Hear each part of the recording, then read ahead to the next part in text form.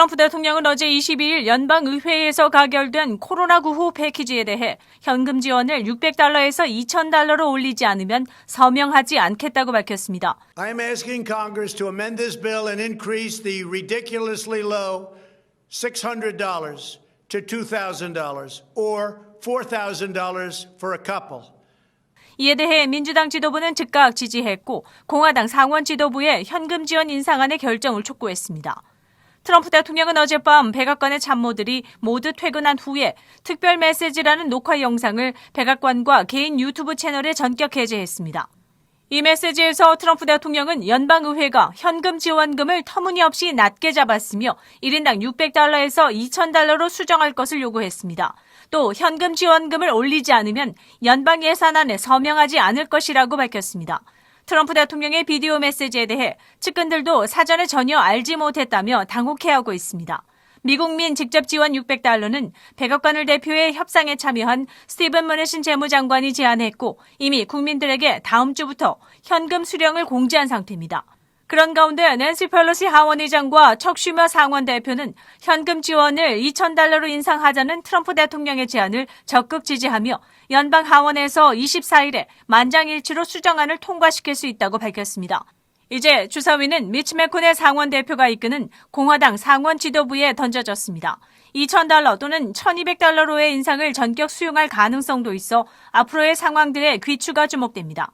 전문가들은 이 사태가 빨리 해결되지 않으면 9개월 만에 성사됐던 구호 패키지가 지연되고 26일에는 1,400만 명의 연방 실업수당이 끝나게 되며 29일에는 연방 셧다운에 몰리게 되면서 대혼란에 빠질 수 있다고 경고합니다.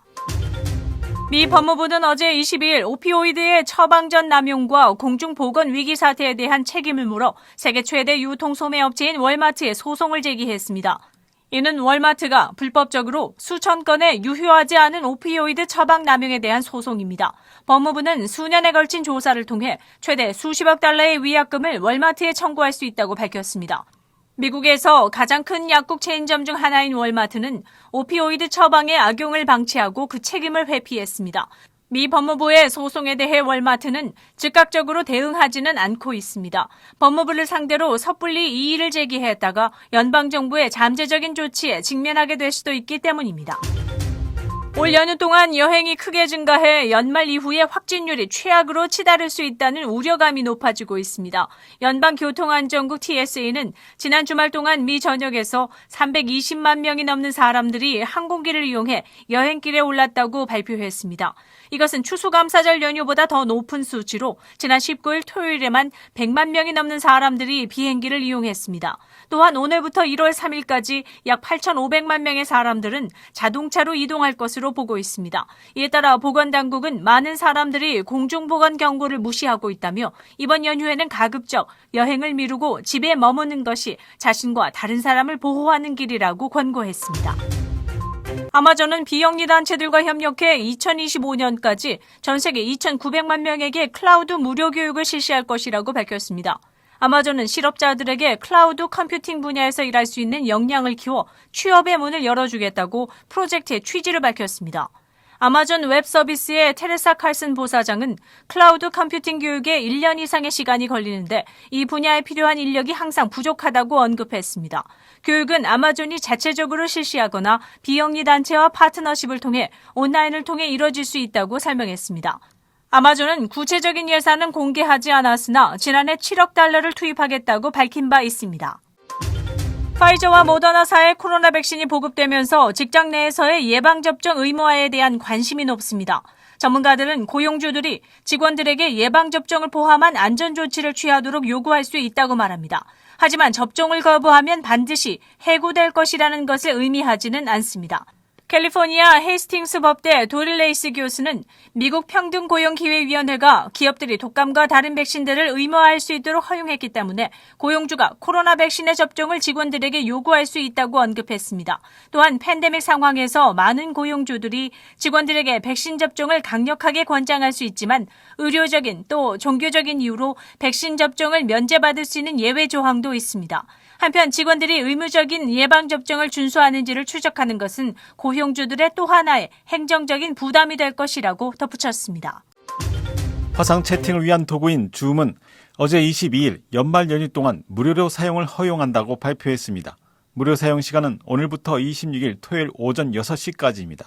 또한 연말에는 12월 30일 수요일 오전 10시부터 1월 2일 토요일 오전 6시까지 연속해서 무료로 사용할 수 있습니다. 현재 일반 줌 서비스는 2명까지는 무료 사용이 가능하나 회의 시간이 40분까지로 제한되어 있습니다. 40분 후에는 자동으로 끊어지고 다시 방을 만들고 초대를 해야 합니다.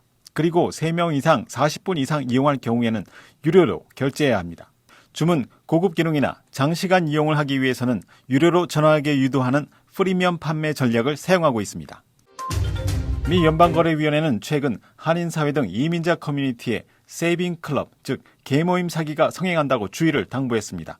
세이빙 클럽은 아프리카에서는 소소, 필리핀 커뮤니티에서는 팔루와간으로 불리는데 한국의 계모임과 유사합니다. 아는 사람끼리 돈을 모아서 순번대로 돈을 타가는 형태인데 돈을 먼저 타낸 후 도주하는 사기가 기승을 부리고 있어 특히 이민사회에서 주의를 유한다고 경고했습니다. 한편 코로나 백신 접종과 관련해 선불을 요구하거나 개인정보를 빼내 범죄에 사용하는 사례들도 있습니다.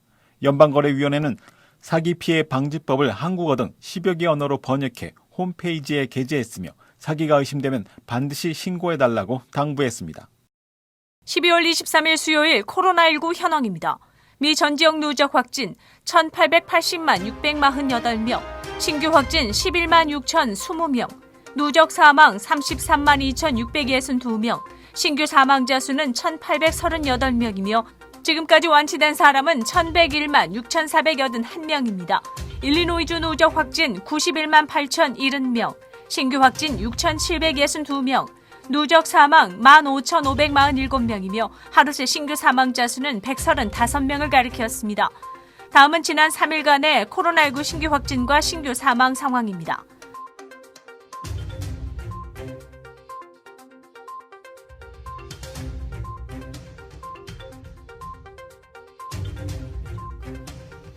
다음은 어제 기준 각 주의 신규 확진자와 신규 사망자 수입니다.